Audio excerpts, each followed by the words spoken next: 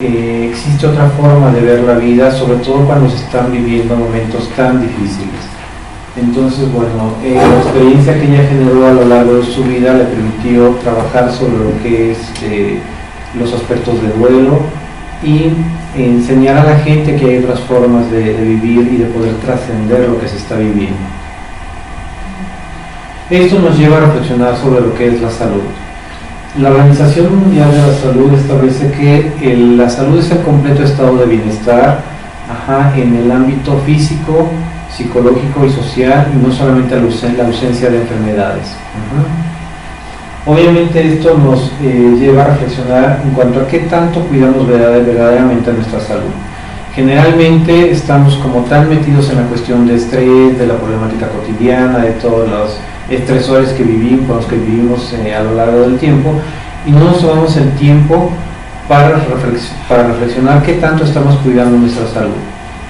Por ejemplo, en el aspecto físico, si realmente nos realizamos los estudios de prevención que requerimos, tanto en el caso de la mujer como los estudios preventivos ginecológicos, en el caso del hombre los estudios preventivos también, y de manera general para toda la gente los estudios que nos permiten prevenir diversas enfermedades, particularmente las que tienen que ver en este caso con riesgo de daño neurológico.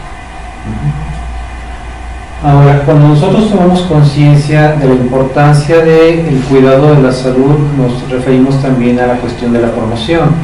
La Organización Mundial de la Salud ha realizado un trabajo importante a lo largo de los años en cuanto a la promoción de la salud.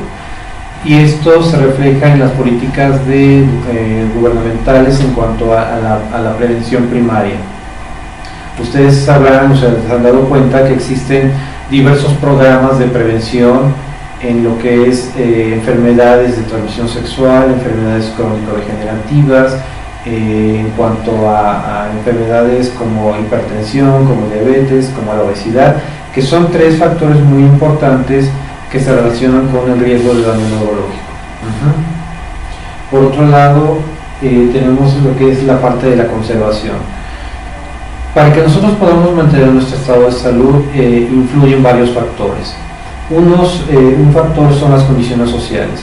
No es lo mismo vivir en la Ciudad de México, por ejemplo, que vivir en comunidades aisladas, como en las comunidades indígenas, donde no tienen acceso a servicios de agua potable, de drenaje, médicos de salud, y que incluso la información que les llega sobre los cuidados o los avances o las condiciones que favorecen la salud llegan de una manera más tardía. Entonces, ese es un factor importante, los factores sociales. Otro factor importante es la condición médica. Cuando nosotros tenemos enfermedades ya preexistentes que se desencadenaron en algún momento, obviamente estamos más expuestos a desencadenar algún problema de salud, y en este caso los asociados a daño neurológico. La cuestión ambiental también juega un papel importante, en el sentido de todo lo que puede impactar la contaminación ambiental que hay, por ejemplo, desde el ruido, desde lo que es el ambiente contaminado por diferentes sustancias, y los factores genéticos. Los factores genéticos también juegan un papel importante en la predisposición para diversas enfermedades. Pero el más relevante de todos, que juega un porcentaje de alrededor del 60%, es el estilo de vida. Muchas veces llevamos vida sedentaria, no nos activamos con ya sea un ejercicio, algún deporte o con caminata, y esto nos pone en riesgo de presentar desde obesidad, desde hipertensión, desde que el estrés se acumule y esto detone situaciones de ansiedad. La alimentación que llevamos muchas veces no es la adecuada. Tendemos a tener una alimentación muy alta en carbohidratos, alta en grasas, baja en proteínas, baja en fibra, y todo esto tiene una repercusión muy fuerte. Y bueno, hoy que están mujeres particularmente aquí, me parece como muy importante hablarles sobre el riesgo que hay en el sentido de salud a partir del cambio hormonal. El sistema hormonal es un sistema protector para la mujer. En el momento que empiezan a generarse estos cambios hormonales, esa protección, que es una protección impresionante que le brinda el organismo a la mujer, empieza a perderse. empieza a haber un desequilibrio, empiezan a haber caída del cabello, incremento en el peso, el metabolismo se vuelve lento, los huesos empiezan a perder calcio, la piel empieza a perder humedad, las mucosas también, los vasos sanguíneos que tienen una elasticidad que les permite soportar los altibajos de presión, empieza a perderse esa elasticidad y las predispone para un riesgo importante de enfermedades. Entre esos está el daño neurológico, está la diabetes, está el problema de hipotiroidismo. Entonces es muy importante que la mujer tenga todo este conocimiento, porque esto le permite prevenir diversas enfermedades. Ustedes se habrán dado cuenta de que muchas de las mujeres que desencadenan diabetes o hipertensión es más o menos entre los 45 y los 50 años. A eso se debe, porque ese sistema protector que tenía la mujer se empieza a perder. Regula. ¿Mandé? Nos adivinó. Los citados solamente las que lo necesitan.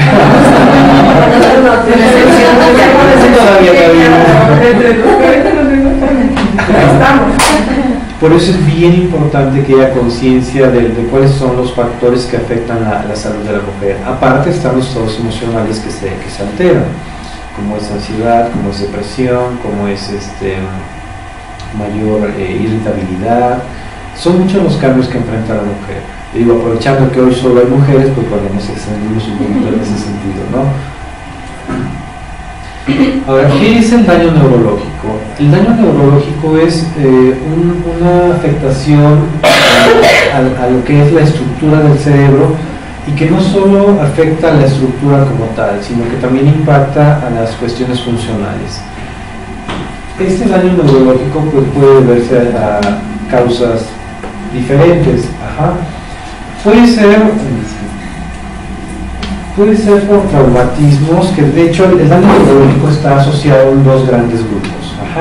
El primero son los daños adquiridos. Uno de estos puede ser por traumatismo craneoencefálico. ¿Qué es un traumatismo craneoencefálico? Esto puede ser una cuestión que impacta al cerebro, y puede ser por una caída, puede ser por una herida de bala, puede ser también por algún golpe. Muchos chicos o algunas personas jugando llegan a tener algún impacto. Yo tengo el recuerdo de un jefe que tuve en el servicio médico en Televisa. Él era médico militar y a él le gustaba mucho jugar al fútbol. Él tenía, esto les hablo de hace ya muchos años, él tenía alrededor de 45 años, ya casi un niño. Y jugando fútbol se aventó hacia atrás en la portería para tratar de alcanzar la pelota. En el momento que impacta con la pared, en ese momento cae muerto. Tuvo un impacto tan fuerte que automáticamente le provocó la muerte. Entonces, el daño neurológico a veces puede ser causado precisamente por los impactos. En este caso fue tan severo que le generó la muerte. Perdón, los deportistas. Estaba pensando en los boxeadores. Los boxeadores, ellos están muy expuestos precisamente a este tipo de lesiones, que incluso muchos de ellos ya al final de su carrera, que generalmente su carrera es corta, no son como los 60, 50 años como muchos otros, la carrera de los boxeadores es corta. ¿Por qué? Porque su rendimiento ya no es el mismo y se va generando un daño. Y algunos han quedado inclusive con ¿cómo se llama? Quedan como temblando. Con Parkinson. Con Parkinson, ¿no? Exactamente, hay predisposición para demencia en este caso. Y para diferentes tipos de daño. Fíjense que cuando tenía yo como, justo era el paso de la primaria a la secundaria, estaba una hamaca en la casa de ustedes, estaba meciendo, y en eso dio la vuelta a la hamaca y ¡pum! Y según estuve como media hora inconsciente, me pegué en esta parte de aquí. Me llevaron al hospital infantil allá en Xochimilco y eso, y por recomendaciones, un año no estudié porque se me olvidaban las cosas. Hay afectaciones. Sí, me hacían burla porque decían que desde entonces. Pero afortunadamente salí. Afortunadamente me regresó el director de orquesta. Pero sí, yo no me acuerdo, dicen que media hora y estaba inconsciente. De hecho, no hay recuerdo en muchas ocasiones de esos periodos. Ajá, y sí, en ocasiones hay daño temporal o en otras ocasiones hay daño permanente. Eso lo vamos a checar ahorita. Pero ahorita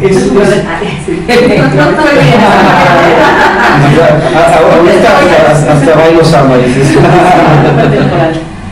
Eso fue una bendición el que no haya habido secuelas. Sí, no, de hecho decía el doctor que si hubiese sido, no sé, cosa de 1 centímetro más abajo, ¿qué dice? Que no hubiera quedado. Sí, de hecho el daño va a depender de dónde sea la lesión. Eso lo vamos a checar ahorita, porque bueno, cada parte del cerebro tiene una función y dependiendo del lugar de la lesión y de la extensión de la lesión va a depender la intensidad del daño. Ajá. Ahora, otro problema importante que es el accidente cerebrovascular, que son los infartos cerebrales, que en este caso estamos expuestos tanto a hombres como mujeres. La mujer está más expuesta a partir del cambio hormonal, ajá, y el hombre, bueno, en general está expuesto a cualquier edad en cuanto a presentar un accidente vascular cerebral. ¿Qué es lo que genera el riesgo de un accidente vascular? Nosotros tenemos vasos sanguíneos, tenemos venas, tenemos arterias y tenemos los capilares sanguíneos también en el cerebro. La sangre que lleva el oxígeno y todo esto son las arterias, y la que lleva el retorno hacia el corazón para que a partir de ahí pase a pulmones y hígado y cerebro, todo esto son las venas. Cuando nosotros tenemos una dieta alta en carbohidratos o fumamos en general, vamos generando que esta elasticidad se vaya perdiendo y que además se vayan acumulando placas de colesterol a lo largo de las arterias. Eso disminuye la luz de las arterias, entonces el paso de la sangre es más difícil. Si a eso sumamos vida sedentaria, obviamente se genera el estrés, que es muy importante, se generan pequeños coágulos. ¿Por qué? Porque bueno, esto genera un cambio bioquímico en la sangre, entonces se van generando pequeños coágulos.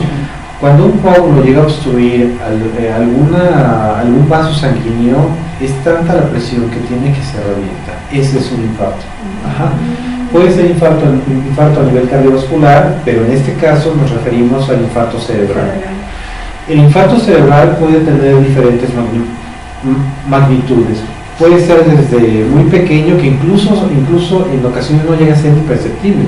Una persona puede tener un infarto cerebral mínimo y continuar su vida cotidiana sin ningún problema, ni darse cuenta. Pero hay ocasiones en las que son tan severos que abarcan una extensión importante y en ocasiones llegan a generar hasta la muerte. Otro tipo de daño son las intoxicaciones. Este puede ser desde por sustancias como son las drogas, como son incluso algunos hongos que llegan a generar daño neurológico, a veces es temporal, a veces es más severo, y bueno, por algunos medicamentos que también pueden llegar a producir un daño. Yo tengo el recuerdo de un caso que para mí fue muy triste, que se generó un daño neurológico. Eran dos chicos canadienses. Yo estaba trabajando en un hospital en Cancún en ese entonces. Ellos venían de vacaciones, eran muy jóvenes, 19 y 20 años. Y estando en el reventón conocieron a unas personas que les dieron algo, ellos suponen que bueno, obviamente era alguna droga, y uno de ellos quedó con daño neurológico. En ese momento no hubo forma de revertir el problema que se había presentado. Llegaron los dos traían problemas, entraron al servicio de urgencias. Uno de ellos reaccionó con el tratamiento que se le aplicó en urgencias, pero el otro no. El otro no pudo reaccionar en ese momento. Él tenía el que tenía 19 años, no reconocía, estaba completamente alterado. Incluso hubo un momento en que se intentó escapar del hospital y bueno, se le tuvo que retener, no reconocía a nadie. Y vino una ambulancia aérea de Canadá para trasladarlo a su país de origen para que continuara el tratamiento allá. Ya después no supimos si el chico se revirtió el daño o no, pero al momento que él se fue, que fueron 5 días que estuvo hospitalizado, no hubo avance. Y eso pues obviamente 19 años con toda su vida por delante y un impacto tan fuerte y pues bueno, ahí tuvo una afectación importante. Otro tipo de aspecto que genera el daño neurológico son los microorganismos. Ajá. Este puede ser generado por virus o por bacterias. Uno de los virus que genera daño neurológico es el herpes. Ajá.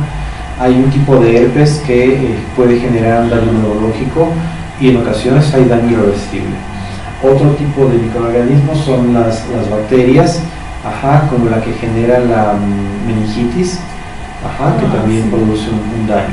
¿Quiénes están más expuestos a presentar meningitis? Las personas que están inmunosuprimidas, las personas que están con trasplante, las personas que tienen VIH o que tienen algún tipo de enfermedad que les genera una inmunosupresión, ellos están muy expuestos a presentar este tipo de daños. Pero la meningitis es la que es una bacteria. Sí, por el meningococo. Pero es la que a través del cabello, ¿no? ¿O estoy equivocada? No recuerdo. Se decía, ¿no? De que no recuerdo bien el agente etiológico, el que lleva al ser humano la bacteria, pero se llama meningococo. Ajá, es una bacteria del grupo de los cocos. Ajá, el que genera la meningitis. Ahora, el otro tipo de enfermedades neurológicas está producido por los entran en el grupo de los no adquiridos, que puede ser por tumores cerebrales. Hay diversos tipos de tumores que pueden generar un daño neurológico importante. Las malformaciones cerebrales, por ejemplo, está el caso del meningocele, que puede generar un daño neurológico importante también. Están también las enfermedades degenerativas, como es el Alzheimer. El Alzheimer es uno de los problemas como más comunes a nivel de demencias y que tiene un impacto impresionante no solo en el enfermo, sino en la familia. Ustedes habrán visto casos de personas que empiezan a perder la memoria, que empiezan a tener conductas extrañas, van perdiendo el lenguaje. Si su lenguaje era su cuestión de dotación del lenguaje era muy amplia, la van perdiendo, empiezan a utilizar palabras que no son adecuadas al contexto, empiezan incluso a tener conductas extrañas como es no ir al baño a orinarse en cualquier lugar, porque pues, para ellos ya no es mucho problema el orinar en un baño o en algún otro lugar. La capacidad de juicio se afecta de manera importante. Esta es una enfermedad que hasta el día de hoy, pues bueno, hay estudios y proyectos de investigación que se están llevando a cabo donde se logra más o menos detener de manera importante el avance de la enfermedad, pero una cura como tal hasta hoy, al menos hasta ahorita, no existe. ¿Es nueva esta enfermedad? ¿El Alzheimer? No. El Alzheimer es muy antigua, pero no se... ¿Como Alzheimer es nueva? No, el Alzheimer como tal ya es antiguo. Sí. Pero como que ¿o la moda? Lo que pasa es que por un lado se ha empezado a identificar... ¿El alemán o es la moda del alemán? Sí, realmente nos abraza el alemán. Sí, yo me acuerdo, bueno, cuando yo estudié mi carrera, yo no un poco estudié neurología y todo eso. Pero no el alemán. El alemán no había. No había llegado a la alemán. Se me vea un nunca le cállate. Pues de hecho sí existe desde hace muchos años y particularmente en España es donde hay... ¿Será que ahora la mencionan más? ¿Será eso? Pues hay muchos factores. Uno es, se ha avanzado mucho en el estudio del Alzheimer, en el estudio de las demencias en general. Y esta es una de las demencias seniles. Anteriormente se hablaba solo como demencia senil, hoy se diferencian las demencias seniles y una de las más frecuentes es el Alzheimer. ¿Es hereditario? Existe la predisposición, si hay predisposición genética para desencadenar, pero hay muchos otros factores que juegan un papel importante. ¿Cómo cuál, perdón? Cuando una persona tiene actividad neurológica importante a lo largo de su vida, como estudiar, cómo leer, cómo resolver problemas, cómo ejercitar la cuestión mental, esto le disminuye el riesgo de presentar un Alzheimer. Pero si es una persona que no lee, que no resuelve problemas, que no pone a trabajar la mente en general, ¿vale? La memoria. Que no puede trabajar la memoria, está en mayormente en riesgo de desencadenarlo. A esto se suma la cuestión genética, que si hay una predisposición, y a esto se suma el estrés. Cuando nosotros estamos expuestos a niveles sostenidos de estrés muy elevados, la corteza cerebral se empieza a adelgazar. Si además a esto se suma el insomnio, es un riesgo mayor. Vamos a checar ahorita respecto a la corteza cerebral, pero la corteza cerebral es bien importante porque es ahí donde están todas las capacidades intelectuales. Y cuando nosotros nos desvelamos mucho por trabajo o por algún problema que nos genera insomnio, que es crónico, esto va haciendo que se adelgace, y esto es una predisposición también para presentar Alzheimer. Ahora, me decía, bueno, me comentaba una amiga que ella tenía predisposición, que le habían hecho un test genético para Alzheimer, que le dieron el ácido fólico, ¿es cierto eso? Sí, y melatonina. También ayuda. Me ayudaba porque la serotonina, ¿no? Había pérdida de serotonina después de los 45 años, Sí. ¿es cierto eso? Más que pérdida, miren, después de O los... baja de serotonina. Exactamente, hay una disminución en la producción. El cerebro pues es el centro maestro, es como la computadora maestra en nuestro organismo, y tiene lo que es la hipófisis. La hipófisis es la que se encarga de controlar a todas las demás glándulas que generan las demás hormonas. Y cuando hay, por ejemplo, el cambio hormonal en la mujer, o cuando estamos bajo mucho estrés, o presentamos depresión o ansiedad en general, ya sea hombre o mujer, hay desequilibrio en la producción de los neurotransmisores. Entonces, por ejemplo, en el caso de la mujer específicamente, cuando se presenta este cambio hormonal, cambia también la concentración de neurotransmisores. Por eso es que la mujer está más expuesta a presentar insomnio durante esta etapa, a presentar depresión, a presentar ansiedad. Por ejemplo, la dopamina, que es la que se encarga como de la activación, baja.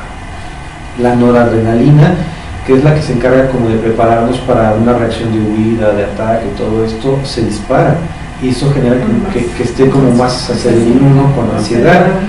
La serotonina, por ejemplo, que es la que se encarga de regular los ciclos de sueño, entre otras cosas, baja también. Y las beta-endorfinas, que son las que se encargan de la sensación de placer, de bienestar, también disminuyen. Entonces, este cambio en neurotransmisores es el que predispone para los cambios en estado de ánimo, para insomnio, para ansiedad, para depresión, y es así como se presenta. Ahora, ¿qué es lo que nos puede ayudar a prevenir el Alzheimer, por ejemplo? Mantener la mente activa. ¿Cómo? A través de la lectura, a través de la transcripción de textos, por ejemplo, a través de resolver rompecabezas, a través de realizar ejercicios numéricos, a través de estudiar incluso. El estudio es un aspecto muy importante que nos ayuda a prevenir el Alzheimer. Tener una dieta adecuada, mantener adecuados los niveles de colesterol, triglicéridos, eso es bien importante. El ejercicio que genera una mejor oxigenación y que obviamente repercute sobre la oxigenación cerebral. Todo esto es lo que nos ayuda. Esto es todo un conjunto de cosas, desde conductas y muchas otras actividades. Ahora,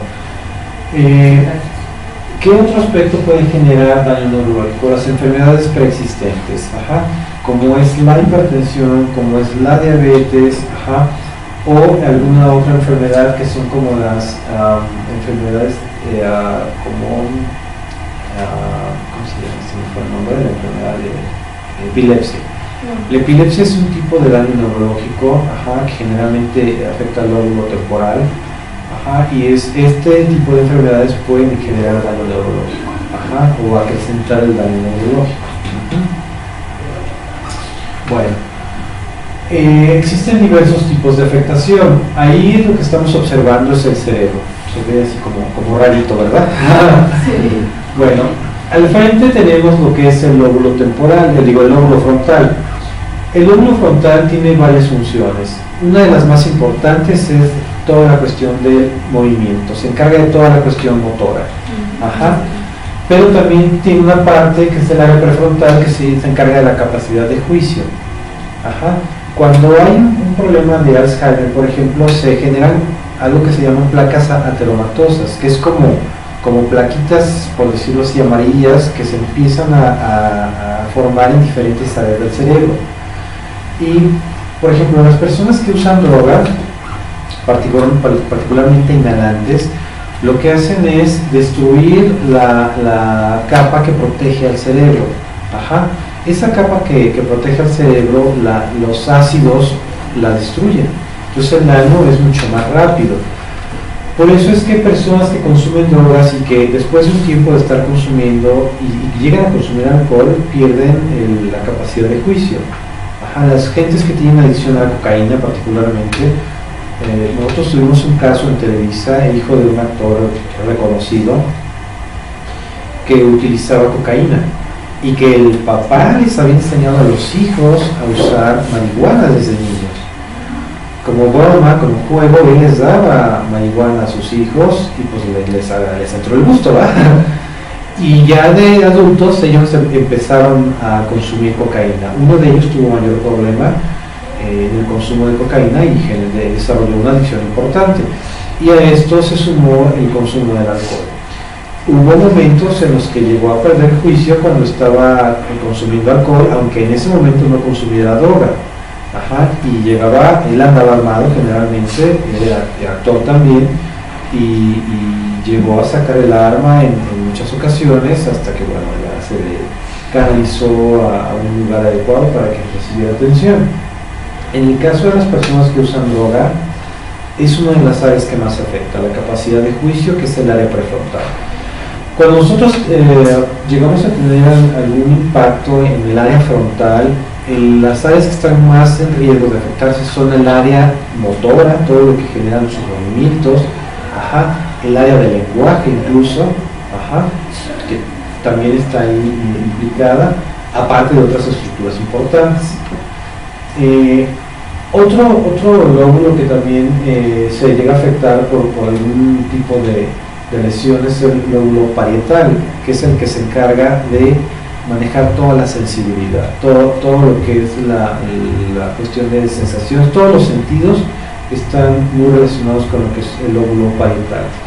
El lóbulo temporal está relacionado con memoria a largo plazo, a corto plazo, además de otras estructuras. Ajá. En la parte de atrás, que es el área verde, es el lóbulo occipital. Este lóbulo se encarga particularmente de interpretar todo lo que estamos viendo, de toda la información visual. Ajá. Es el que recibe esa información y la interpreta.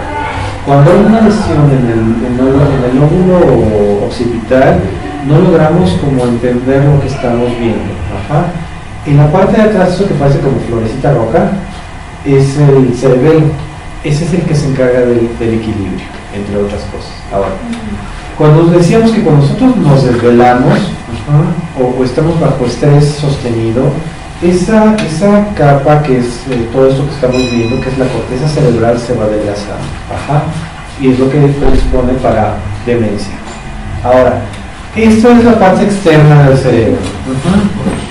Pero además hay una serie de estructuras internas, como es la hipófisis, que tiene como dos partes, que es la anterior y la posterior, y una serie de estructuras de las que no vamos a andar ahorita, que son hipotálamo, tálamo. Uno de esos es el que se encarga de la temperatura. Yo recuerdo un caso de un paciente con el que estuve trabajando mucho tiempo. Él recibió un impacto por bala. Ajá, llegaba del trabajo y afuera de su casa estaban esperándolo para asaltarlo. Él era empresario y lo amenazaron. Entonces, por tratar de huir, se echó en reversa y a la hora de voltear para ver si lograba esquivarlos, le disparan y entra la bala por el lóbulo temporal y atraviesa ambos hemisferios. Ajá, y da la vuelta por el cerebro y se aloja en la parte occipital. El daño para esta persona fue muy severo. De hecho, no pronosticaban o sea, el pronóstico era muy malo en cuanto a vida. O sea, ellos en el hospital pensaban que moría. lo operan y logra sobrevivir, pero quedó casi en estado vegetal. Él tuvo problema en cuestión del habla, no volvió a hablar. Al principio tenía algo que se llama afasia mixta. No entendía lo que se le decía y tampoco expresaba. Con el tiempo logró comprender lo que se le decía, pero nunca pudo volver a hablar. A esto se sumó una lesión muy importante. ¿Ven ese tronquito que se ve abajo del cerebro? Sí. Bueno, por ahí está ubicada lo que es la formación reticular ascendente, que es la que se encarga de mantener nuestros estados de alerta. Cuando la bala giró, dañó la formación reticular ascendente. Entonces, esta persona no lograba mantener su estado de alerta más de, si lo manteníamos así como con estímulo constante, no más de 5 minutos. Y si no estaba con estímulo constante, no más de 1 minuto. Entonces, el estado en el que él quedó fue como de un bebé. A veces lograba mantenerse en momentitos de pie, pero nunca pudo erguirse del suelo, nunca pudo volver a caminar. Y bueno, fue una cuestión muy fuerte. Y en cuanto a la trascendencia del daño, él pues obviamente no pudo trascenderlo, pero ahí a quien le tocó trascender o trabajar para trascender todo esto fue a la familia. Que obviamente tuvo que trabajar mucho porque la vida les cambió. Eventos como estos cambian la vida y bueno, hay que hacer una serie de reajustes. Bueno, perdón, yo no sé que esto no es un consultorio para nosotros ahorita, sin embargo, yo quiero preguntar qué tan importante es que yo valore un cambio de turno. Yo trabajo de noche, es turno fijo, entonces, qué tan importante es, sobre todo ya que estoy ahorita en una edad, pues, ya no soy una jovencita, entonces yo creo que pensar seriamente en un cambio de turno sería importante. Eso puede ser una alternativa. Aquí tenemos que tener en consideración qué tanto compensas las horas de sueño. Porque lo que tú has estado haciendo es invertir tus ciclos horarios. Exactamente, tus ciclos circadianos. Tú duermes de día y trabajas de noche. Si las horas de sueño durante el día están más o menos compensando, el riesgo disminuye. Pero si por ejemplo tienes hijos y aparte la casa y el quehacer y la comida y la ropa y el marido y la novela, obviamente tus horas de sueño se reducen y ahí sí hay un riesgo importante. A nivel cardiovascular, porque aumentas el desgaste, el gasto cardíaco está aumentando de manera importante, y a nivel cerebral. Entonces todo depende de cómo estés manejando tus ciclos de sueño. Sí, hay sueño reparador. Cuando llega a ser el sueño reparador, el riesgo se disminuye. Nosotros tenemos 5 ciclos de sueño a lo largo de la noche. Están las fases de sueño lento y la fase de sueño rápido, y son ciclos que se repiten. El sueño reparador generalmente se da en el último ciclo de sueño. Si nosotros tenemos 4 horas de sueño o 3 horas de sueño y luego otras 2 y luego otra hora, no estamos teniendo un sueño reparador. Y eso sí genera un desgaste y una predisposición para enfermedades. ¿Tendría que ser continuo? Preferentemente sí. Para que pueda haber un descanso real y una reparación neurológica, tiene que haber un sueño continuo de por lo menos 6 horas y media. Y por ejemplo, de unos años para acá está mucho eso de los niños hiperactivos. Pero que antes era, cuando estábamos, bueno, en mi época, no se usaba eso de que los niños. Y ahora sí, ¿qué tiene que ver eso? Hay muchos factores que influyen. De hecho, se habla, incluso hay muchas versiones sobre lo que es el trastorno por déficit de atención con hiperactividad. Hay modalidades, dentro de las clasificaciones está el déficit de atención solo, con hiperactividad, aparte está con hiperactividad e impulsividad, y hay niveles. Anteriormente se hablaba de niños problema, niños groseros, niños rebeldes.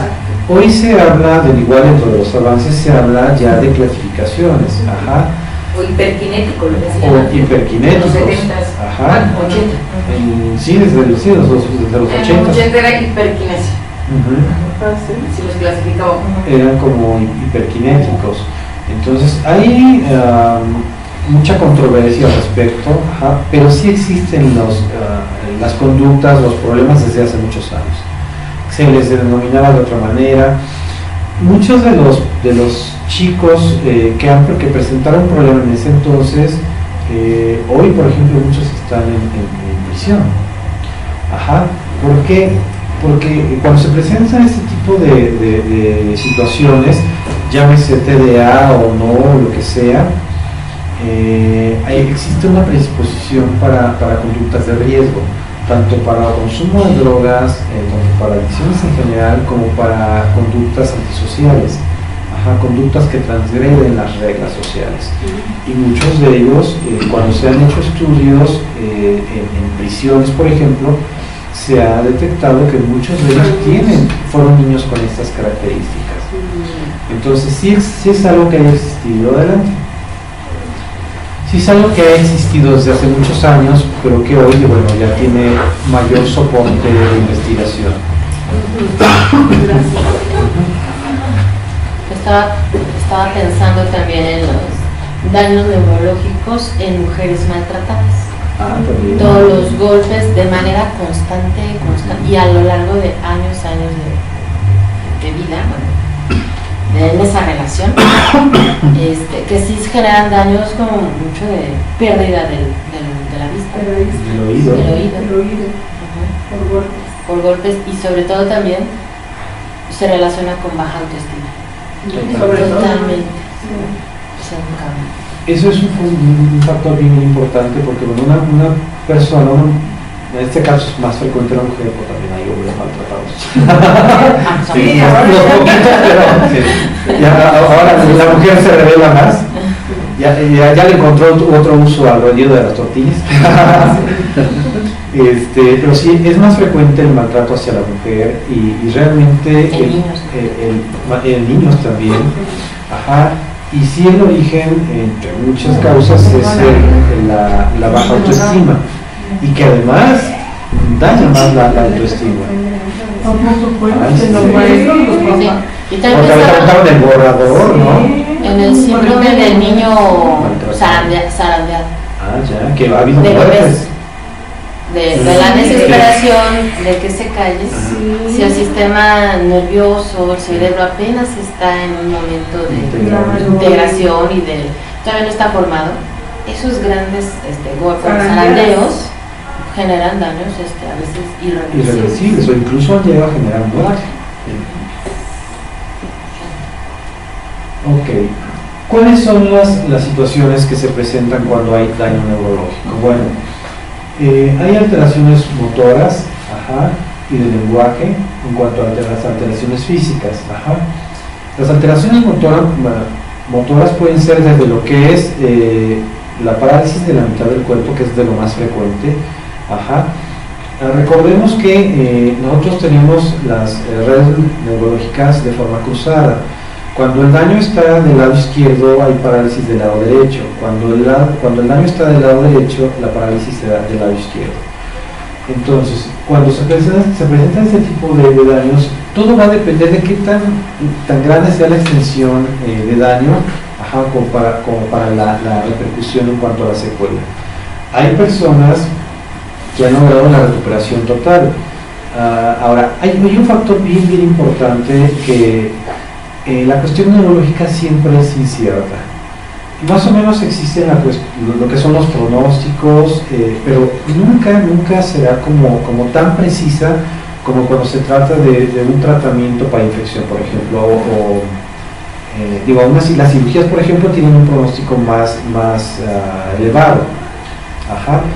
Los tratamientos para infecciones o para otras cosas tienen como un pronóstico más certero. Tú dices, yo manejo este tratamiento para esta persona y sé que en tantos días tiene esta evolución y llega a este resultado. En las lesiones neurológicas es diferente. ¿Por qué? Porque la plasticidad cerebral tiene un juego muy importante ahí, y además de muchos otros factores. Y así como podemos tener una persona que tuvo una lesión similar a otra, la evolución es bien diferente en uno y otro. Yo tuve un caso de un paciente en Cancún también, de 73 años, retirado de la cuestión laboral, que tuvo un infarto cerebral. A los 6 meses este hombre estaba jugando golf nuevamente. cuando dice uno, bueno, a esta edad ya la reparación neurológica es más lenta, no se esperaba que tuviera una recuperación al 100, pero por lo menos al 98% la logró. Tuve en cambio el caso de otra persona de 35 años que nunca volvió a levantarse de la cama. Ahí fue por cómo se dio el manejo de toda la situación. Pudo haber tenido mayor plasticidad cerebral, que bueno, vamos a ver la plasticidad, pero bueno, en este caso el manejo que tuvo no fue adecuado, y aunque pudo haber tenido la oportunidad de recuperarse, no se logró. Tuvimos el caso de otra persona de 50 años con un accidente vascular cerebral, que inicialmente pues bueno, le generó hemiplegia, lo que es parálisis de la mitad del cuerpo, y le generó dependencia de oxígeno inicialmente, pero el manejo que se dio le generó que se produjera una dependencia permanente del oxígeno. El hombre jamás pudo dejar de utilizar el tanque de oxígeno. Obviamente todo ese manejo que se dio dificultó su recuperación y no pudo lograr volver a estabilizarse, aún teniendo una edad adecuada todavía. Ahora, otro de los aspectos que se afecta es el lenguaje. Muchas veces se presenta desde lo que es un impacto más fuerte cuando se daña el centro del lenguaje, que se llama área de Broca, de no poder expresar, que es cuando se llama afasia expresiva o afasia motora. O a veces la dicción no es clara, o a veces no se pueden pronunciar ciertas palabras, o el discurso es incoherente. Otro de las afectaciones físicas puede ser en la visión, o en la audición. Hay afasia receptiva, no se comprende lo que se escucha, aunque la persona escuche, no comprende lo que se está escuchando. Hay alteración en el tacto, no se diferencia una textura de otra. De hecho, cuando se hace la evaluación neurológica de un paciente, dentro de las evaluaciones que se hacen, se le pasa una aguja, por ejemplo, o pues sí, es como una aguja, para saber si la persona percibe, o se le dan pequeños piquetes para saber si está percibiendo. Se le dibujan figuras en la piel sin que la persona vea, para saber si está detectando qué es lo que está sintiendo. Eso es parte de la evaluación para checar la sensibilidad, que es una de las áreas que se afecta. El gusto también se afecta. Eso es lo que tiene que ver con las alteraciones físicas. Las alteraciones psicosociales. Bueno, uno de los aspectos que se afecta de manera importante es la autoestima.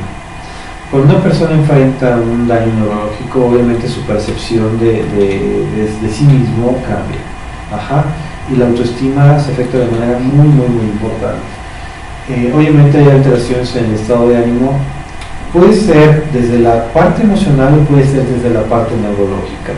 El tener conciencia de que hay limitación, de que no puede uno desempeñarse laboralmente o académicamente o a nivel pareja, en la relación de pareja, todo esto afecta. Y esto predispone para presentar ansiedad, para presentar depresión, para niveles de irritabilidad más fuerte, o desde lo que es la parte neurológica puede haber crisis o ataques como de agresión, de violentos. Cuando la persona no era violenta, de repente se vuelve violenta, o estos momentos como de mayor irritabilidad y más explosivos, mayor impulsividad, que también es parte de los daños neurológicos que se presentan. Obviamente la relación familiar cambia, el impacto es muy fuerte para toda la familia. ¿Por qué? Porque se afecta la cuestión económica, se afecta la cuestión laboral, la dinámica, por ejemplo, si el padre era el proveedor o la madre era la que se encargaba del cuidado, todo esto cambia. Y hay ocasiones en que hay ruptura familiar. Hemos tenido casos donde desafortunadamente, cuando se presenta un daño neurológico en alguno de la pareja, el otro se va y lo deja a la deriva con los demás familiares. Obviamente, pues decíamos, la cuestión sexual se afecta. Cuando hay un daño neurológico, bueno, ya no se puede, en muchas ocasiones ya no se puede llevar una vida sexual activa, la relación de pareja tiene una afectación importante también ahí, la economía repercute, no solo por la pérdida del ingreso, sino por la cantidad de gastos que se erogan a partir de este tipo de situaciones. Una enfermedad neurológica es una enfermedad muy cara. Ajá. Es una enfermedad que requiere de una intervención integral, que ahorita vamos a checar. Parte de los aspectos que se afectan también en la cuestión intelectual, en las facultades cognitivas, es la aptitud numérica. Ajá. Muchas veces no podemos realizar estas operaciones que teníamos. Tuve el caso de dos pacientes, mujeres, las dos jóvenes, en donde en una se presentó, las dos fueron por accidente automovilístico. Una de ellas tuvo un daño mucho más severo, una fue aquí en la ciudad, la otra fue en Puebla, pero atendidas las dos aquí en la Ciudad de México. En el caso de una de ellas, el coche giró y después se volteó. Y durante cuestión del giro y del impacto se genera algo que se llama lesión axonal difusa. Nosotros tenemos las neuronas, que son las células del sistema nervioso, conectadas a través de redes, que son los axones. Y en este caso hubo como rompimiento de esos axones, y se generó esto que se llama lesión axonal difusa. Y para el caso de la paciente, el cerebro fue como que se le hubiera licuado, pues, digo, no tan así, pero es como de una forma, ¿no? Entonces el daño para ella fue muy severo. Entonces no podía hablar, no podía caminar, no tenía control de cuello, no tenía absolutamente nada, control de esfínteres, y el trabajo que se realizó con ella fue integral. Y ella logró trascender en gran medida el daño neurológico. Hoy por ejemplo camina, se apoya con una andadera, pero bueno, ya realiza muchas de sus actividades. Tuvimos el caso de otra persona en donde también fue daño neurológico por cuestión automovilística, pero no se afectó tan severa la cuestión neurológica, en cuestión más fue el equilibrio. La comprensión verbal, como decíamos, también se afecta. La velocidad perceptual, que nos implica reconocer diferencias y similitudes. El razonamiento también es otro de los aspectos que se afecta. En estos dos casos de estas personas que les digo, que son muy jóvenes, el razonamiento se afectó y se evidenció a través de sus razonamientos. Estas personas una tiene 27 años, la otra tiene 33 años ahorita. Y el razonamiento de la de 33 años ante situaciones que se presentaban era como de alguien de 8 o 9 años. Su discurso, por ejemplo, lo estructuraba a partir de las ideas que elaboraba alrededor de alguien de 8 o 9 años. Y la otra, solamente por momentos se presenta esta manifestación como de daño a nivel de razonamiento. Hay ocasiones en que su razonamiento es acorde con su edad, y hay ocasiones en las que es como de alguien menor. Es ahí donde se evidencia. Otro aspecto es la cuestión visoespacial. Una de las situaciones como más claras es cuando se presenta esto que se denomina dismetría.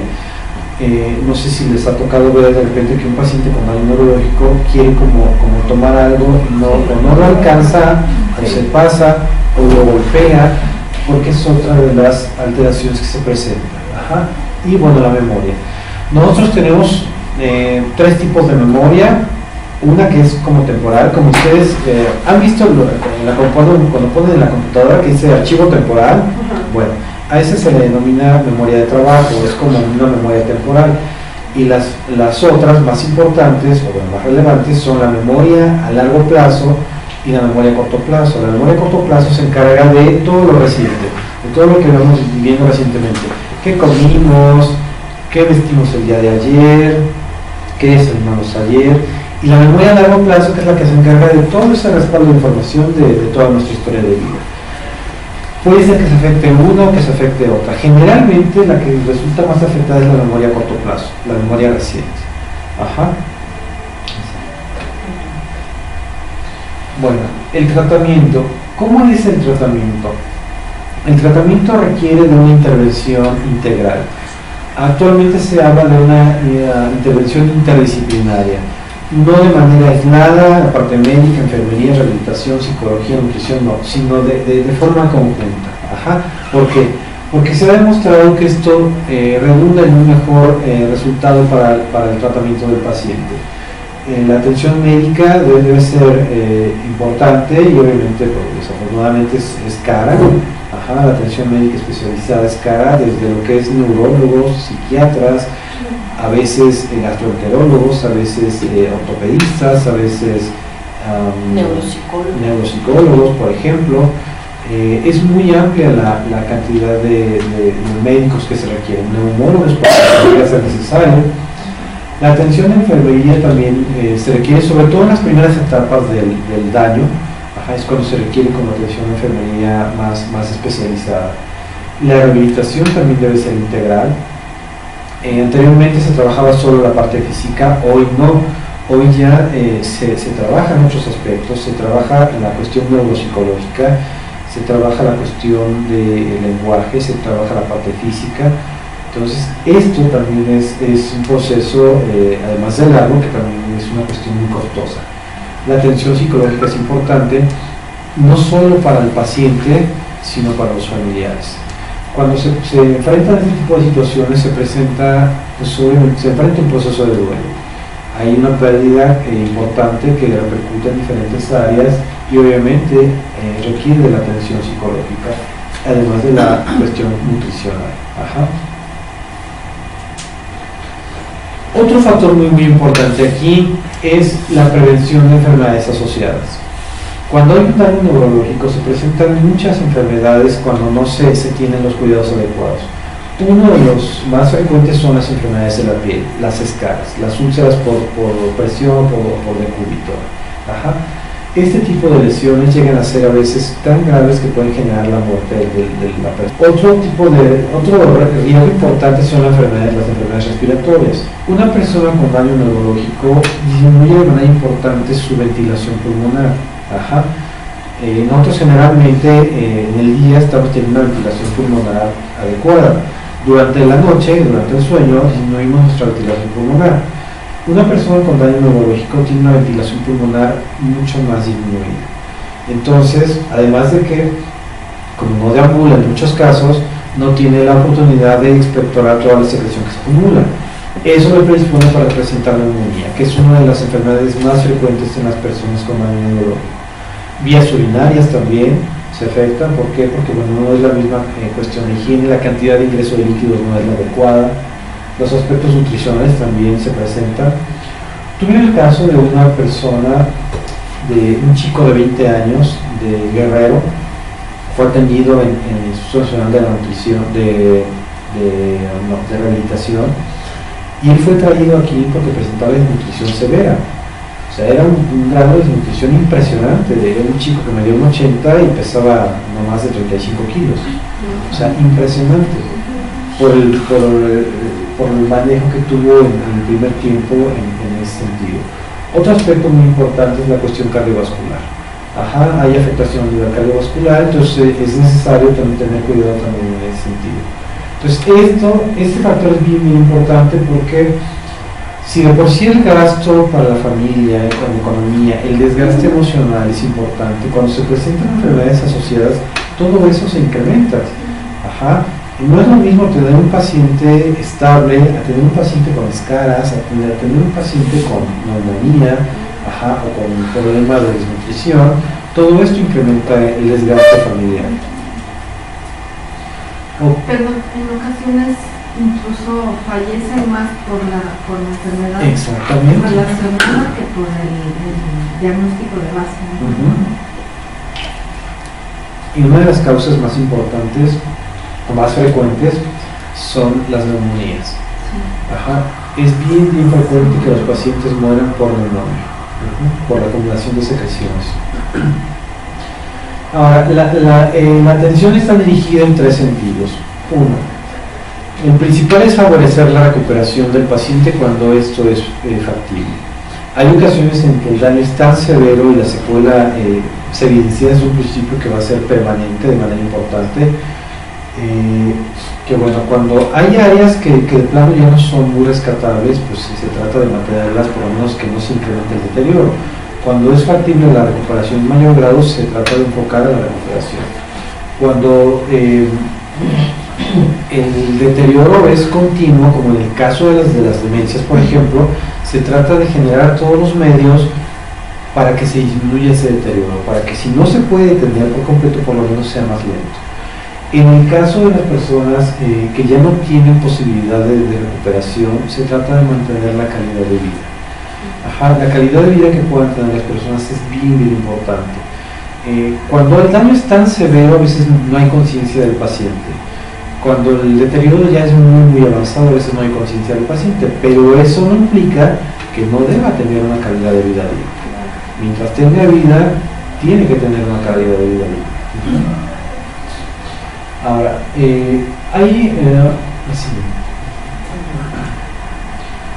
ahora, ¿qué es la trascendencia del daño neurológico? Trascender el daño neurológico implica, por un lado, la recuperación, a veces total o a veces parcial. Pero aquí lo más importante es qué es lo que está alrededor de esa recuperación neurológica. Son muchos los factores que influyen.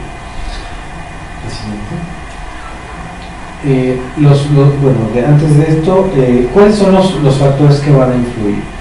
El tipo y la extensión de la lesión va a influir de manera importante en la evolución del paciente, ¿no? De la persona. La actitud de la persona, la actitud de la familia, y recibir la atención integral. Todos esos factores son relevantes para que pueda trascenderse en mayor medida el daño neurológico. Ahora hay un concepto que ese sí está más de moda, que también existía no como concepto, sino como habilidades aisladas, pues. Hoy se están englobadas en un concepto que se llama resiliencia. La resiliencia es esa capacidad que tiene la persona de sobreponerse a la situación que vive, y es aplicable en todas las áreas de la vida, tanto en personas que son víctimas de violencia, víctimas de abuso, de violación, víctimas de desastres naturales, víctimas de cualquier situación. Cualquier persona que enfrente una situación que pone en riesgo su estabilidad emocional, su vida o cualquier otro aspecto, tiene esa posibilidad de recuperarse. Ahora, ¿de qué va a depender que hayan elementos resilientes en la persona o que sean más eficientes? Son varios los factores que influyen. Edith Brodberg ha estudiado de manera importante lo que es la resiliencia. Ella habla de cuatro factores que son las fuentes de las que las personas desarrollan la resiliencia. Una de estas es el yo tengo, que tiene que ver con todos los aspectos que le proporciona el medio ambiente, y que van a fundamentar y van a consolidar uno de los aspectos más importantes de la resiliencia, que es la autoestima. El tener en su entorno personas que se interesen por la persona, personas que le quieran a esa persona, y que bueno, esto tiene que ver mucho en los primeros años de formación. Sin embargo, la buena noticia es que también en la etapa adulta se puede desarrollar. Sí, anteriormente se decía, ya no lo desarrollaste, pues ya te fregaste, ¿no? Con la pena. Pero hoy se sabe que no, hoy se sabe que esto se puede desarrollar en la etapa adulta. El tener personas que nos quieran, que nos proporcionen esa protección, que nos guíen y que nos enseñen a tener autocontrol a partir de los límites, son factores muy importantes que nos van a enseñar que nos van a ayudar a consolidar la autoestima, que es uno de los pilares más importantes de la resiliencia. Por ejemplo, cuando nosotros tenemos gente en quien confiar, podemos sentirnos como más protegidos. Cuando tenemos personas que nos quieren, sabemos que podemos recurrir a esas personas. Y esos son factores importantes. Otros dos factores importantes que menciona Edith, la autora Edith, son el yo soy y el yo estoy. Esto tiene que ver también mucho con la autoestima. Cuando nosotros a lo largo de nuestra infancia particularmente recibimos esta atención de la familia, ya sean los papás, ya sean los abuelos, ya sean los tíos o padrinos o hermanos o gente que esté cercana, podemos consolidar de una mejor manera nuestro autoconcepto. Ajá. El sabernos valiosos, el reconocernos como personas únicas. Ajá. No hay ninguna persona igual o similar a nosotros. Cada persona es única, con sus habilidades, con sus capacidades y con sus propias limitaciones. El reconocernos como esas personas únicas, ajá, nos ayuda a tener claridad sobre nosotros mismos. Ajá. El saber que somos respetados, que somos queridos por esas otras personas, también nos ayuda, ajá, a autorrespetarnos y a autovalorarnos. Ajá. La otra parte, que es el yo estoy, tiene que ver mucho con la autoconfianza, que es uno de los pilares de la autoestima. Ajá, recordemos que la autoestima está compuesta por lo que es el autoconcepto, que es el cómo me veo, cómo me pienso, qué pienso de mí, la autoconfianza, el qué tanto confío yo en mis capacidades, el autoconocimiento, qué tanto me conozco yo verdaderamente, porque bueno, en muchas ocasiones, y yo creo que esto lo vemos de manera muy frecuente, en ocasiones hacemos, no sé, por ejemplo, elaboro esto, ¿no? Y yo digo, bueno, pues ya lo hice. Y la maestra me dice, oye, qué bien te quedó, mira, muy padre, cortaste perfectamente. Y Jesús también me dice, oye, mira, el tamaño está perfecto, te quedó muy bien. Y digo, no, pues, ay, más o menos. Alguien pudo haberlo hecho mejor que yo, ¿no? El no confiar yo en mis propias capacidades, o el no reconocer esas habilidades que yo tengo, tiene que ver con esa falta de conocimiento, de autoconocimiento.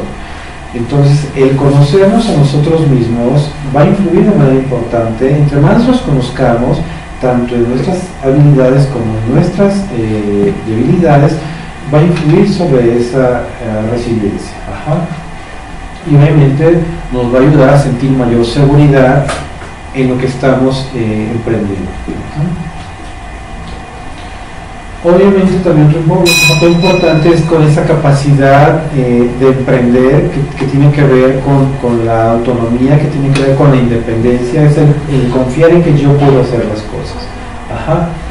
Hablar sobre lo que me afecta, tener esa confianza de poder expresar, de saber que voy a poder desarrollar mis recursos internos o utilizar los recursos con los que yo cuento para poder enfrentar lo que estoy viviendo. Ajá.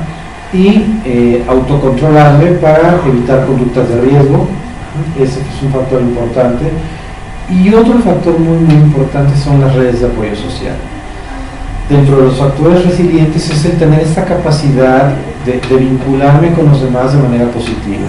Ajá, para tener esas redes sociales fortalecidas, llámese familia, llámese amigos, llámese grupos, ajá, cuando pertenecemos a algún grupo social.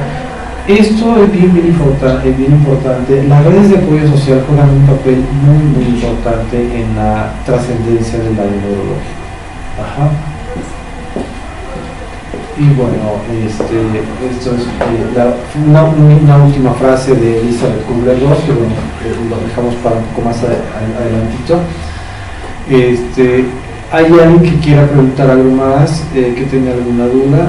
Pero de lo anterior, comentó es Edith, ¿qué? Goldberg.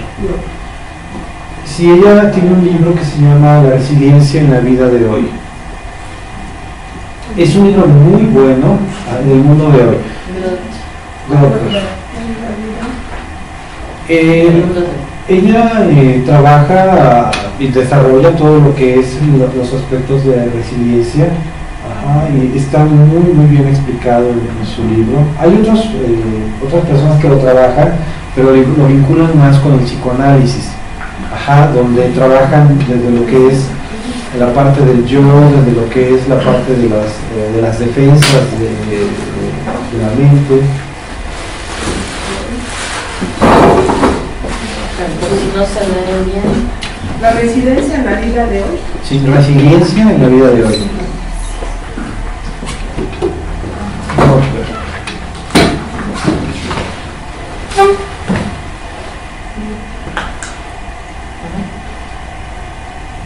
Yo quiero preguntar algo. Sí. me cayó como anillo al dedo en cuanto a cómo me veo, la autoconfianza. El cómo me veo, creo que yo bueno, ahí como palomita. Mi problema serio es en la autoconfianza. Ahorita que persiste, hago algo y digo, finalmente digo, yo creo que quedó bien, pero alguien lo hubiera hecho mejor. O llego y digo, ay, le quedó más bonito. Entonces, ¿qué puedo hacer en esa situación?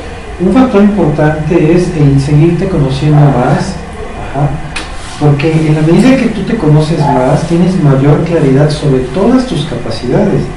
Hay muchas capacidades que tú tienes de las que tú no eres consciente, pero los demás sí son conscientes.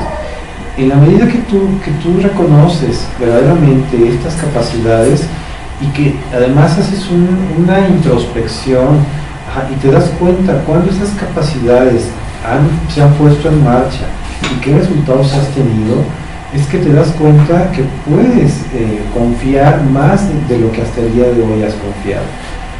¿Tú eres enfermera? Sí. Ok. ¿En qué servicio estás? Estoy en terapia neonatal. En terapia, bueno, es un servicio complicado. Trabajar con neonatos es sumamente complicado y se requieren muchas habilidades para trabajar en ese servicio. Entonces, todas esas capacidades que tú has ido desarrollando desde la parte profesional como la parte personal, son las que te permiten realizar ese trabajo que no todas las personas pueden hacer.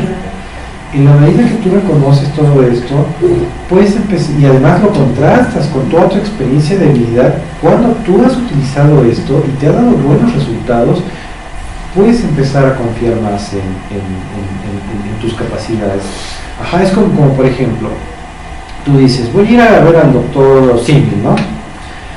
Y tú dices, pero este doctor me dicen que es muy bueno.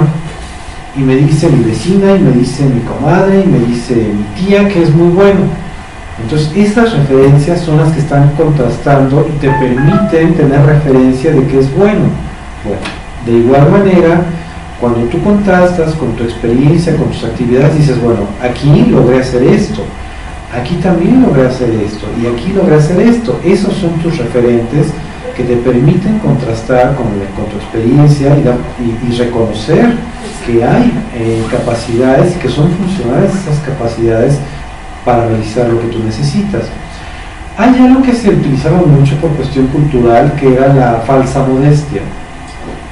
La falsa modestia fue algo que estuvo muy marcado, porque se decía que no era favorable halagarse uno mismo o reconocer las propias capacidades. Decían que halago de boca propia era vituperio, ¿no? Decían, no te halagues que otros te halagarán. Entonces decir, bueno, yo considero que soy bueno en esto o que tengo buenas capacidades para esto, era mal visto. Hoy se habla de la importancia de reconocer las propias capacidades, porque es algo fundamental para el autoconcepto, la autoestima. Sí, verte como un ser valioso, porque es un ser valioso. El estar a donde está ella, de verdad, es un reconocimiento. Y es una labor muy especial. Sí, no minimizar nada de lo que hagas, sino al contrario, agradecerlo, y eso te va a ayudar a ti a crecer más y a confiar más en ti. Totalmente. Ahí además entra el aspecto de lo que es el autoconcepto como tal, en cuanto a qué tanto me valoro yo, qué tanto me acepto yo. Yo puedo decirte, mira, mi primera carrera fue de enfermería, y yo tuve habilidades muy buenas en unas áreas, pero fui pésimo en otras. Yo, por ejemplo, para hacer una extracción sanguínea, yo era muy bueno, y yo podía realizar extracciones sanguíneas yo solo, pero para poner una venoclisis, bueno, olvídate. Mejor me hacía el oxiso por ahí, prefería que alguien la ponía. A mí me costó siempre mucho trabajo aplicar una venoclisis. Pero en otras áreas era muy bueno. Por ejemplo, en evaluación neurológica, en la parte de enfermería, tenía un feeling especial para poder hacer la evaluación, un feeling especial para la empatía con los pacientes, y eran capacidades mías, pero que no me pusieran a canalizar, porque hasta ahí llegaba lo bueno, ¿no? Entonces, El reconocer nuestras propias capacidades y nuestras propias limitaciones nos permite tener como mayor claridad.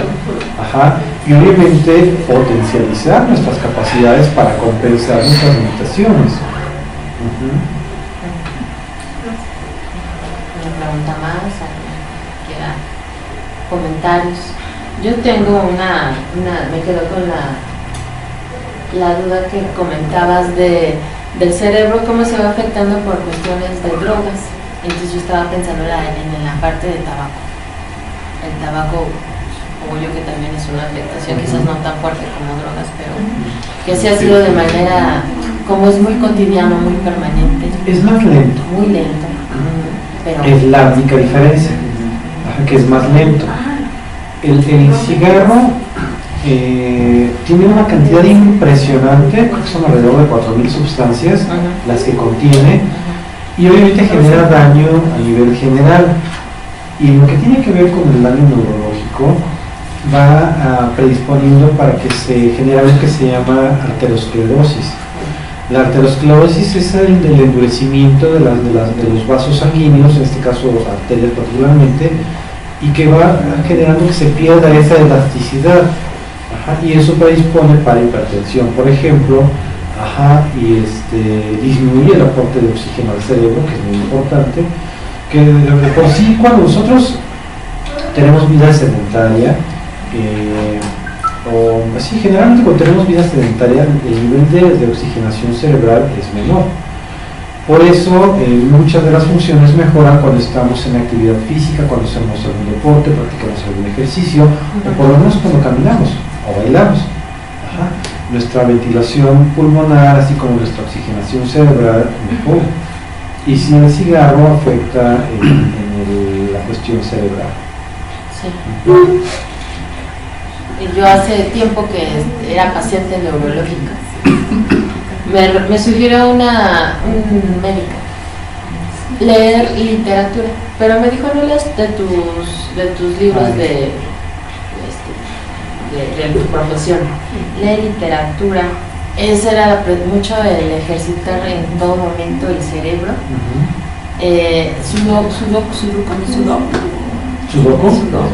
Todos esos ejercicios, rompecabezas, y cómo me costaba trabajo hacer un rompecabezas, me desesperaba, me enojaba. De hecho no lo practiqué mucho. pero la literatura creo que fue como una vía buena, porque estamos como desarrollando mucho la fantasía también, la imaginación en esa situación. Es un factor importante. De hecho, la literatura es uno de los temas de lectura más favorables. ¿Por qué? Porque vincula muchas cosas. Vincula la cuestión visual, vincula la cuestión de imaginación, vincula desde lo que es aspectos de memoria. Muchos procesos entran en juego ahí, y es uno de los aspectos más recomendados para ya sea como para tratamiento o para prevención del daño neurológico. Sí. Yo tengo una duda. Sí. Yo tengo un hermano que es 3 años mayor que yo, y de bebé se cayó de una mesa. Nunca supieron cómo fue el golpe, porque mi mamá no estaba presente, pero no sé si tú me puedes sacar de la duda de en qué parte del cerebro fue el golpe, porque mi hermano quedó como sordomudo, o sea, los aparatos auditivos, y sí habla, pero que no está cerca de él o conviviendo, le cuesta trabajo entenderlo. Si no es claro su discurso. Así es. ¿Su movilidad es completa? Sí, su afectación nada más fue lenguaje y auditivo. Ok. Pudo haber sido afectada una parte de la región frontal o estructuras internas. Si él no escucha muy bien. De hecho, quedó privado, me decía mi mamá, por ahí de media hora, lo estaban dando por muerto. Esa es otra cosa, por ejemplo. Sí, eso fue bueno. Ok, mira. Si hubo un golpe, por ejemplo, y a partir de ahí se generó la lesión, estamos hablando de lesiones probablemente de estructuras específicas. Pudo haber sangrado y eso generar el daño. Si hay un tipo más o menos como de sordera, puede ser sordera cortical que pudo tener que ver con el área de la recepción de sonidos. Sí, de hecho no hubo sangrado. Mi mamá me decía que... Interno. Bueno, sí. Pudo haber sido interno. Sí, no, visible no. Lo oyó llorar y cuando ella iba a ver qué pasaba, ya no lo escuchó, entonces se regresó porque estaba con una tía de nosotros. Entonces ya después le avisaron que el niño no reaccionaba, pero en lo que llegaron con el doctor y todo eso, fue como media hora. Ok, ahí es otra situación. Cuando una persona cae en estado de inconsciencia, pero además tiene paro respiratorio, la situación es diferente y llega a ser más grave. Ajá. Hay muchos casos en los que en quirófano incluso se da, bueno, ustedes ven el caso de Lucha Villa. Lucha Villa se sometió a un tratamiento estético, fue un tratamiento estético y dentro del procedimiento cayó un paro cardiorrespiratorio y tardaron un tiempo en reanimarla. Cuando se logró la resucitación cardiopulmonar, ella había pasado un tiempo sin oxigenación cerebral y eso le generó el daño que hoy presenta y le quedó secuela permanente, que ha ido evolucionando, pero hay una secuela. Probablemente pudo haber sido una situación similar en el que si tu hermano, además de estar en estado de inconsciencia, que es diferente de un paro respiratorio, a lo mejor pudo tener un paro respiratorio temporal donde no hubiera oxigenación cerebral y se generara el daño, o a partir de la caída un sangrado interno que dañara algunas estructuras. Nosotros no podemos permanecer sin oxigenación cerebral más de 5 o 7 minutos. Cuando una persona cae en paro respiratorio, ya sea en quirófano, por algún traumatismo o por ahogamiento, y pasa más de cierto tiempo de 8, 7 minutos, 5 minutos, pasados los 10 minutos ya es muy difícil que haya una recuperación, porque después de 8 o 10 minutos ya se considera que es muy alto el riesgo de muerte cerebral. Sus facultades intelectuales están más o menos íntegras. Pues de hecho él es como algo infantil. Como un niño. Sí, de hecho, bueno, afortunadamente está insertado laboralmente. Qué bueno. Pero no, o sea, físicamente te puedo decir que camina y sabe hacer cosas, es una persona independiente en ese sentido, pero no, hay conceptos que le cuesta trabajo entenderlos, ¿no?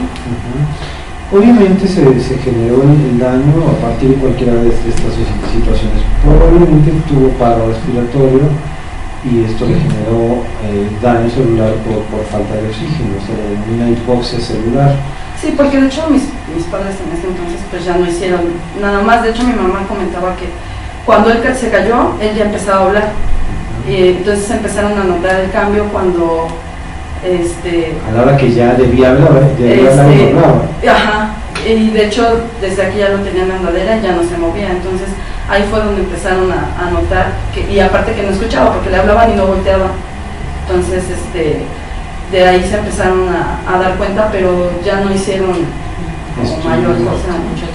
Desafortunadamente, anteriormente pues no se tenía acceso a mucho de toda esa información, no se sabía de todo lo que había que hacer y los papás pues hacían lo que podían, ¿no? Y hasta donde sabían que podían hacer y no se llevaba un seguimiento. Hoy, por ejemplo, la situación es diferente y bueno, aun cuando a veces queda cierta secuela, sí hay oportunidad de que haya una evolución favorable. Yo quiero comentar que un riesgo a sufrir un accidente, un daño neurológico, lo tenemos todos, simplemente por un accidente, ¿no?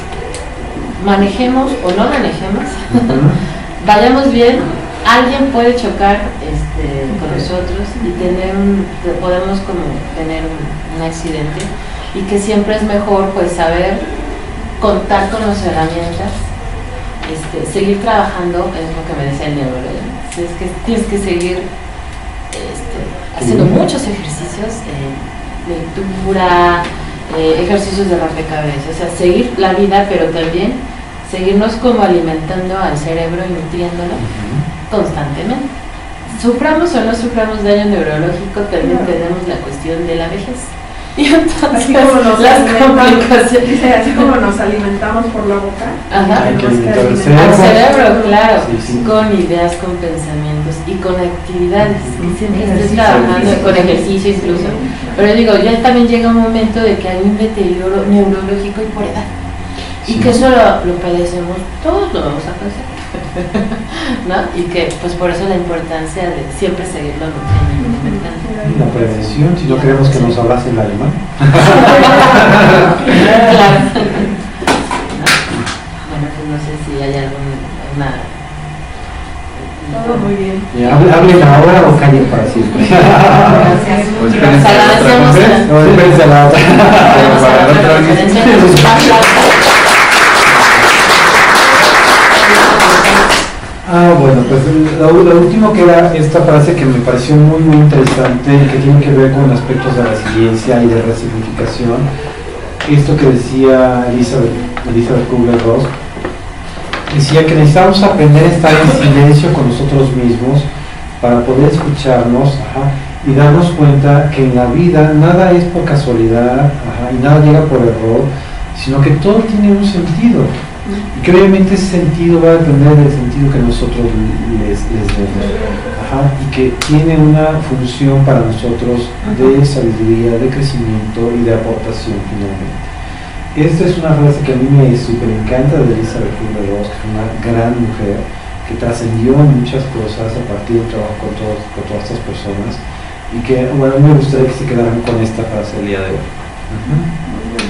Muchas gracias. Bueno, Bien. nos vemos. Bueno, vamos a entregar los reconocimientos.